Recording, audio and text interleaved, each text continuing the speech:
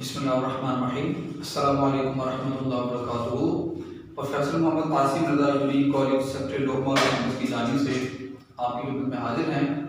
जैसे कि आप जानते हैं कि आजकल फिर कोविड-19 की एपिडेमिक्स हर तरफ फैली हुई है, जिसकी वजह से क्लासेस का इनेकाद ऑनलाइन की सूरत में किया जा रहा है। पिछले लेक्चर में हमने कंसाइनमेंट का प्रॉब्लम नंबर 14 किया था। आज इंशाल्लाह प्रॉब्लम 15 करेंगे, जिसमें आपको नॉर्मल लॉस के मुताबिक बताया जाएगा। तो बच्चों, लॉसेस दो तरह के होते हैं, यह हमने पहले भी कई बार सीखा हुआ है। बात लॉसेस ऐसे होते हैं जिनकी वजह से हमारे बिजनेस को कोई इतना बड़ा लॉस नहीं होता, हमारा बिजनेस बंद नहीं होता, शट डाउन नहीं होता, और ना ही हमारे बिजनेस के जो ऑपरेशंस हैं वो हमेशा के लिए ख़त्म होते हैं, बल्कि बिजनेस कंटिन्यू रहता है, चलता रहता है। बाज़ ऐसे लॉसेस होते हैं जिनकी वजह से हमारा बिजनेस जो है या तो मुकम्मल तौर पर बंद हो जाता है, या मार्केट में जो हमारी पहली पोजीशन थी वो डैमेज हो जाती है, और हमारा जो बिजनेस है वो दूसरों की निस्बत काफ़ी पीछे रह जाता है। नॉर्मल लॉस एक ऐसा नुकसान होता है जिसे हम मामूली नुकसान कह सकते हैं या छोटा सा नुकसान कह सकते हैं। नॉर्मल लॉस की वजह से जो हमारे यूनिट्स होते हैं, बिजनेस के दूसरे यूनिट्स होते हैं जो हम बना रहे होते हैं, जो प्रोड्यूस कर रहे होते हैं, उनकी कॉस्ट में थोड़ा सा इजाफा हो जाता है। मसलन फर्ज कर लें, आपका बिजनेस है, आप शीशे का सामान बनाते हैं, शीशे के गिलास तैयार करते हैं, और एक गिलास की कीमत है, फर्ज कर लें आप ये गिलास ₹20 का सेल करते हैं। अब प्रोडक्शन हुई और उन शीशे के गिलासों को पैक करते हुए, एक जगह से दूसरी जगह रखवाते हुए, उन्हें लोड करते हुए या अनलोड करते हुए, कोई आपके लगा लीजिए 10 गिलास टूट गए। अब एक गिलास 20 रुपये का जो है वो आपको पड़ रहा है, उसकी कॉस्ट ₹20 की है, और उनमें से अगर 10 गिलास ज़ाया हो जाते हैं, टूट जाते हैं, तो इसका मतलब है कि बिजनेस को ₹200 का नुकसान हुआ। तो ये जो ₹200 का लॉस है, ये बिल्कुल मामूली सा लॉस है। इस लॉस की वजह से हमारा बिजनेस बंद नहीं हो सकता। अलबत्ता कुछ ऐसा मामला किया जाएगा कि ये जो ₹200 का नुकसान हो रहा है, ये नुकसान हम अपने कस्टमर्स को चार्ज करें। उसका तरीकाकार क्या होगा कि जहां आप एक शीशे का गिलास ₹20 का सेल कर रहे थे, अब हो सकता है उसकी कॉस्ट थोड़ी सी आप बढ़ा दें। वो कैसे बढ़ाएंगे आप उसकी कॉस्ट? कि आप जो लॉस, आपका जो नॉर्मल लॉस हुआ है, उसकी जितनी भी कॉस्ट थी वो अपने गुड यूनिट्स पर ट्रांसफर कर देंगे। हो सकता है कि जो ग्लास आपको ₹20 का पड़ रहा था, अब वो 20.50 का पड़ना शुरू हो जाए, या 21 का सेल करना शुरू कर दें आप। मीन्स टू से कि आपका जितना भी लॉस हुआ, नॉर्मल लॉस हुआ, आप उस लॉस को अपने गुड यूनिट्स पर ट्रांसफर कर देते हैं, जिसकी वजह से आपकी कॉस्ट प्राइस थोड़ी सी बढ़ जाती है। तो बिल्कुल इसी तरह का एक क्वेश्चन है जो आज हम करने जा रहे हैं, क्वेश्चन नंबर 15, और इसकी जो मेन हेडिंग है वो है नॉर्मल लॉस। तो आइए शुरू करते हैं। जरा अपनी बुक्स ओपन कर लें। आप लोगों ने अपनी बुक का पेज नंबर ओपन करना है 147। देखिए जी, on 1 January 2015 Mohsin coal company of Quetta consigned to Ramzan limited of Lahore 10,000 tons of coal. कि मोहसिन जो है ये कंसाइनर है और रमजान कंसाइनी है, और कोयटा से सामान लाहौर भेजा जा रहा है। कितना भेजा जा रहा है? 10,000 टन कोयले हैं और एक कोयले की कीमत जो है, एक टन कोयले की कीमत है 40 रुपये। तो हम क्या करेंगे, हम 10,000 टन कोल को मल्टीप्लाई कर देंगे 40 के साथ। तो इस तरह हमारी पहली एंट्री बन जाएगी 4 लाख रुपये से। एंट्री का बन गई कंसाइनमेंट अकाउंट डेबिट और goods Saint on consignment account credit. ये क्योंकि एंट्री तो आपको पहले बताई गई थी, मैं फिर एक बार आपको मुख्तसर बता देता हूँ कि जो कंसाइनर होता है किसी किस्म के एक्सपेंस के लिए या लॉस के लिए अपनी बुक में कंसाइनमेंट अकाउंट ओपन करेगा, किसी किस्म की इनकम के लिए अपने बुक में कंसाइनमेंट अकाउंट ओपन करेगा। तमाम एक्सपेंसेस के लिए कंसाइनमेंट अकाउंट को डेबिट किया जाएगा और तमाम इनकम्स के लिए कंसाइनमेंट अकाउंट को क्रेडिट किया जाएगा। ठीक है। और उसके बाद जो कंसाइनी है, जो एजेंट है, इसके तमाम एक्सपेंसेस को एक्सपेंसेस के नाम से लिखा जाएगा और तमाम इनकम्स को इनकम्स के नाम से लिखा जाएगा। एक्सपेंस को एक्सपेंस के नाम से डेबिट करेगा, इनकम्स को इनकम्स के नाम से क्रेडिट करेगा।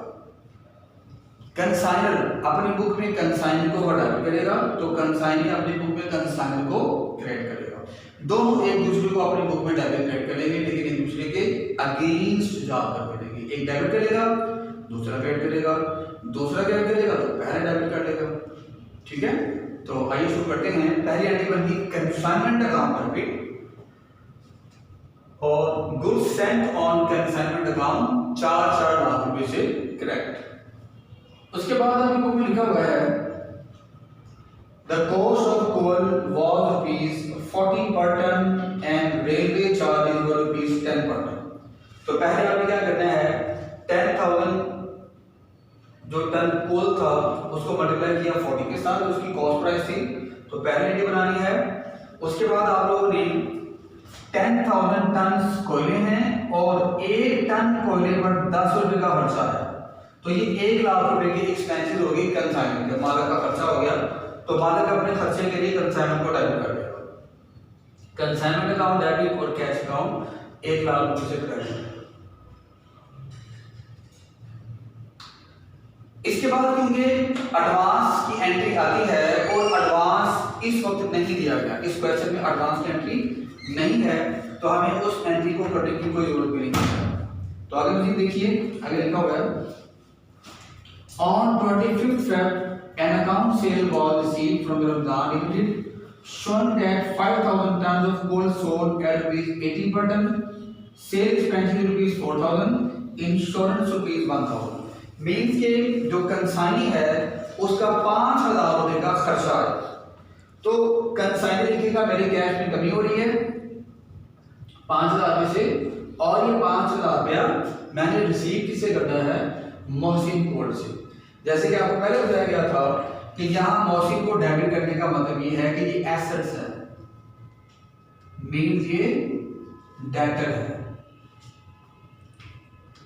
तो जो कैश इसने पे किया, ये कैश किसे रिसीव करेगा, मोहसिन से रिसीव करेगा, तो मोहसिन उसका डेटर यानी कि एसेट्स बन जाएगा।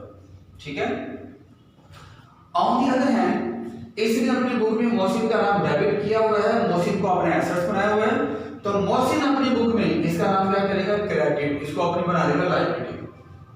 और मोहसिन ने रमजान को क्रेडिट किया, इसका मतलब है कि हम उसको अपना अकाउंट पेएबल बना रहे हैं, मींस उसको अपनी लायबिलिटी बना रहे हैं। तो क्या एंट्री बन गई, कंसाइनमेंट अकाउंट डेबिट और रमजान अकाउंट क्रेडिट। उसने हमारा नाम डेबिट किया, हमने उसका नाम क्रेडिट कर दिया। और हमने कंसाइनमेंट को डेबिट क्यों किया, एक्सपेंसेस की वजह से, क्योंकि रमजान में लिखा मेरे कैश में कमी हो रही है, मैंने कैश रिसीव किससे करना है, मोहसिन से, तो मोहसिन ने आखिरकार पे करना है, तो मोहसिन का एक्सपेंस हो गया। और हमने पहले तय किया था कि मोहसिन अपने किसी किस्म के एक्सपेंस के लिए कंसाइनमेंट को डेबिट कर देगा। ठीक है बच्चों। उसके बाद सेल की एंट्री बनती है, तो उसने बुक में बताया हुआ कि 5,000 टन कोयला सेल हो गया। तो जब ये शख्स रमजान सेल करेगा तो लिखेगा मेरे कैश में इजाफा हो रहा है, लेकिन ये कैश है किसका, मोहसिन कोल का। अब इसने अपनी बुक में मोहसिन को क्रेडिट किया है, यानी कि उसको अपनी लायबिलिटी बना दिया है, उसको अपना अकाउंट्स पेएबल बना दिया है कि ये 5000 टन कोयला सेल हुआ 4 लाख रुपए का, ये अमाउंट किसको पे करनी है, मोहसिन को अमाउंट पे करनी है। कैसे ये अमाउंट है, 5000 को मल्टीप्लाई कर दिया 80 के साथ। मींस हमने क्या किया, 5000 मल्टीप्लाई बाय 80,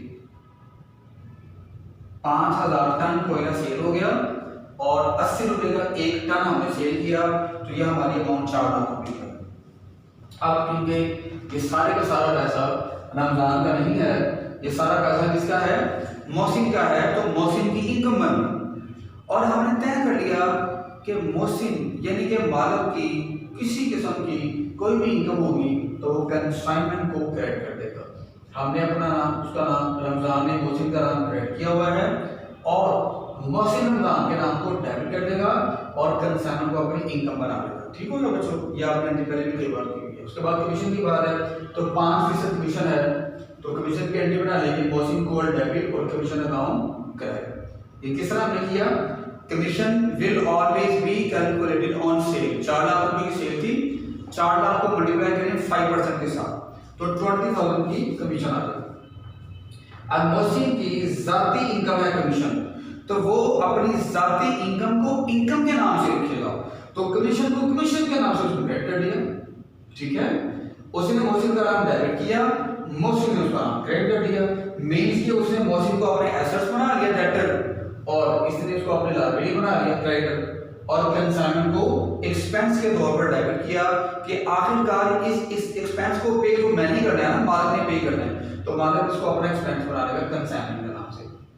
उसके बाद स्टॉक की एंट्री हमने करनी है, उसके लिए जरा आप अंडरस्टैंड करें। यहाँ पर देखें, ये आपको यहाँ नजर आ रहा होगा कि टोटल यूनिट जो शुरू में भेजे गए थे वो 10,000 यूनिट थे।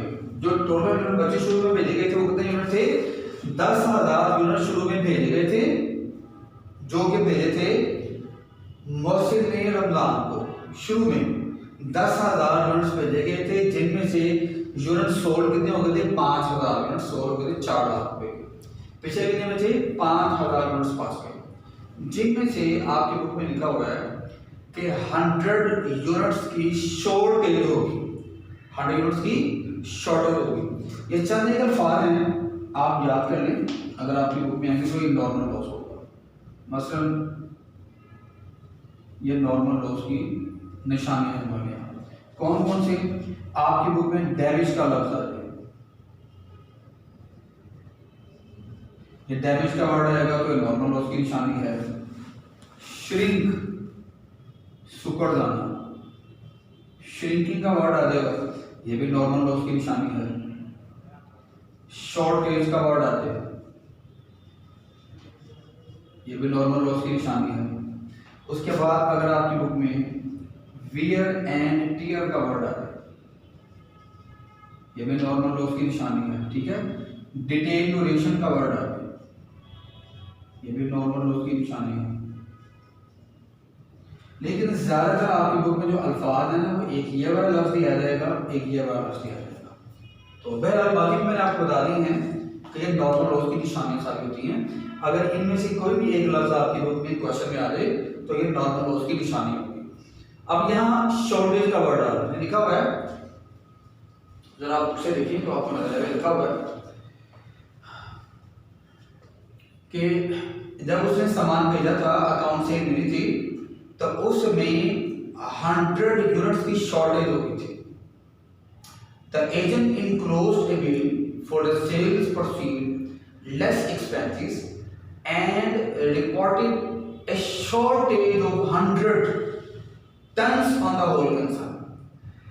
अब जो शॉर्टेज है ना, शॉर्टेज ऑफ 100 टन, इसके नीचे आप अंडरलाइन कर लें, तो इससे आपको अंदाजा हो जाएगा कि 5,000 टन कोयला जो बच गया था, उसमें से 100 टन कोयला शॉर्ट हो गया था, यानी कि रास्ते में खराब हो गया था, डैमेज हो गया था। तो 5,000 में से 100 टन कोयला माइनस किए थे, 4,900 टन कोयला बच गया है, ये अनसोल्ड स्टॉक है। अब बच्चों, ये जो 100 टन कोयला खराब हो रहा है, अगर हम देखें तो 100 टन कोयला है और 1 टन कोयला 10 रुपए की कॉस्ट है, उसकी, बल्कि सॉरी 40 रुपये की कॉस्ट है, तो देखा जाए तो 4,000 रुपये का जो सामान है वो हमारा खराब हो गया, तबाह हो गया, ज़ाया हो गया, 4,000 रुपये का नुकसान हो रहा है। अब 4,000 रुपये का जो नुकसान है इसको कैसे पूरा किया जाएगा? इस 4,000 रुपये की कॉस्ट को किन पर ट्रांसफर किया जाएगा? 4,900 यूनिट्स पर ट्रांसफर करके कॉस्ट प्राइस को बढ़ा दिया जाएगा। और ये कैसे करना है आइए सीखते हैं इसका मतलब। इसका फॉर्मूला है adjusted price per unit. Adjusted price का मतलब ये होता है कि जितनी पर यूनिट कॉस्ट पहले थी अब उसमें से कॉस्ट बढ़ जाएगी। आप ये याद रखें कि क्वेश्चन के शुरू में आपको बताया गया था कि 10,000 टन कोयला भेजा जा रहा है और 1 टन कोयले की कितनी कॉस्ट है? ₹40 की कॉस्ट प्राइस आ रही है। तो जब हमारा 4,000 का नुकसान होगा तो ये जो नुकसान हो गया है इस नुकसान को हमने ट्रांसफर कर देना है गुड यूनिट्स पर। किन पर ट्रांसफर करना है? गुड यूनिट्स पर ट्रांसफर करना है।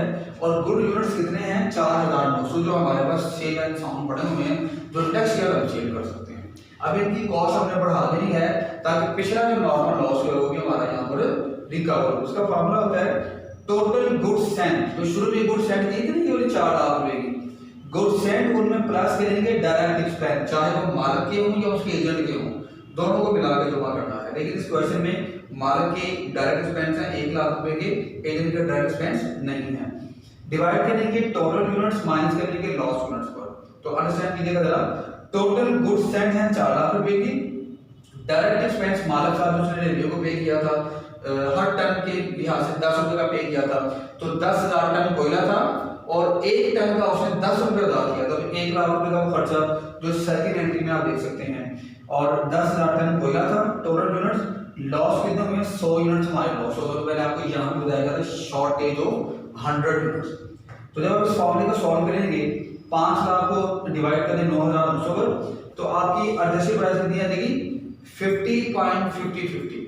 इसका मतलब ये है कॉस्ट प्राइस थी 40 रुपए। कितनी थी कॉस्ट प्राइस? ₹40 पर टन थी। हर टन हमें 40 रुपए का पड़ा था, लेकिन जब हमने इस 4,000 रुपए के नुकसान को अपने गुड यूनिट्स पर ट्रांसफर किया तो हमारी पर यूनिट कॉस्ट ₹50.50 हो गई।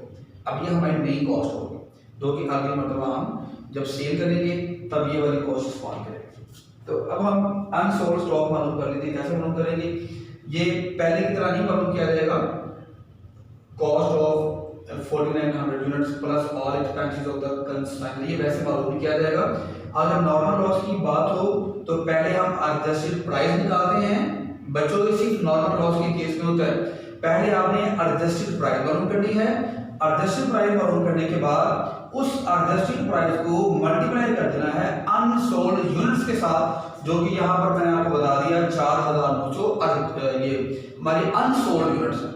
4,900 यूनिट्स को एडजस्टेड प्राइस के साथ मल्टीप्लाई करेंगे तो ये आपका अनसोल्ड स्टॉक की कॉस्ट आ जाएगी 2,47,474.74 रुपए। ये आपके अनसोल्ड स्टॉक की कीमत है। इसकी एंट्री बना देंगे हम, वही एंट्री तो पहले भी कई बार हम बना चुके हैं। स्टॉक ऑन कंसाइनमेंट डेबिट और कंसाइनमेंट अकाउंट 2,47,474.74 रुपए से क्रेडिट हो गए। यहाँ तक काम कंप्लीट हो गया हमारा। अब हमने बना लेना है ये कंसाइनमेंट अकाउंट। तो रेड के साथ कंसाइनमेंट डेबिट हो रहा है 4 लाख रुपए से, तो मैंने 4 लाख रुपया लिख दिया। इसकी अगेंस्ट अकाउंट कौन सा आ रहा है? गुड सेंट का, तो मैंने यहाँ गुड सेंट भी लिख दिया। ठीक है बच्चों। फिर कंसाइनमेंट डेबिट हो रहा है कैश की वजह से 1 लाख रुपया है, कैश की वजह से 1 लाख रुपया आ गया। फिर कंसाइनमेंट डेबिट हो रहा है 5,000 रुपया रमजान की वजह से मैंने लिख दिया। फिर कंसाइनमेंट क्रेडिट हो रहा है 4 लाख रुपया रमजान की वजह से लिख दिया। और कंसाइनमेंट ये क्रेडिट हो रहा है 2,47,000 रुपये से, ये मैंने यहाँ पर रख दिया। और एंड में कमीशन की वजह से 20,000 रुपये से कंसाइनमेंट डेबिट हो रहा है। इन दोनों को जमा करें माइनस करें तो हमारे पास ये आंसर आ जाएगा 1,22,474 रुपये, जो मैं यहाँ लिखूंगा 1,22,474.75।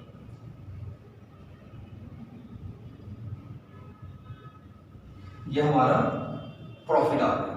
और प्रॉफिट को हमने रिकॉर्ड कर लिया। उसके बाद कंसाइनिंग अकाउंट आप खुद बनाएं और देखें उसका क्या आंसर आता है। आखिरी एंट्री जो कि बड़ी अहम है, जो हमने इग्नोर नहीं करनी होती, वो ये है गुड सेंड यहाँ पर क्रेडिट हो रहा है 4 लाख रुपए से, इसको घटाने के लिए यहाँ पर हमने 4 लाख रुपए से डेबिट कर दिया और इसको क्लोज किस में किया, ट्रेडिंग अकाउंट में क्लोज कर दिया। गुड सेंड अकाउंट डेबिट और ट्रेडिंग अकाउंट है। तो बच्चों उसके साथ ही हमारा आज का क्वेश्चन कंप्लीट होता है। इंशाल्लाह जो हमारे नेक्स्ट लेक्चर आपको मिलेंगे वो एबनॉर्मल लॉस के होंगे और जो नेक्स्ट लेक्चर होगा वो इस चैप्टर का आखिरी लेक्चर होगा। तब तक के लिए दुआ में याद रखिएगा। अल्लाह ताला आप सबको अपनी ज़बान में रखे। अस्सलाम वालेकुम व रहमतुल्लाहि व बरकातहू।